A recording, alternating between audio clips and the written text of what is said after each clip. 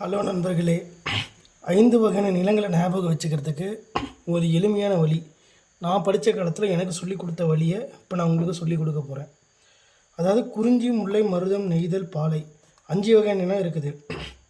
இப்போ ஒரு மழை பெஞ்சதுன்னா மழை ஃபஸ்ட்டு எங்கே போய் ஒரு அருவி எந்த இடத்துல உருவாகும்னு நீங்கள் நினைக்கிறீங்க? மலைக்கு மேலேருந்து தான் உருவாகும்.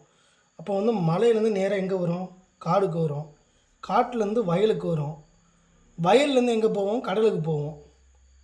அப்போ கடலில் தண்ணி எதுவுமே இல்லைன்னா வெறும் மணல் தான் இருக்கும். இதை ஒரு கோர்வையாக ஞாபகம் வச்சுக்கோங்க.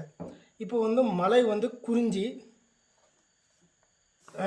காடு முல்லை, வயல் மருதம், கடல் நெய்தல், மணல் பாலை. இப்போ நீங்கள் ஒரு அருவி மலையில் உருவாகி காட்டுக்கு வயலில் தண்ணி பாய்ச்சிட்டு கடைசியில் கடலில் போய் சேருது. கடலில் தண்ணியே இல்லைன்னா மணலாக ஆயிடுது. இதுதான் பேசிக் கான்செப்ட்டு. இதை ஞாபகம் வச்சுக்கிட்டிங்கனாவே குறிஞ்சி, முல்லை, மருதம், நெய்தல் எது எதுக்கு என்னென்ன பகுதிங்கிறது நீங்கள் ஈஸியாக ஞாபகம் வச்சுக்கலாம். நன்றி, வணக்கம்.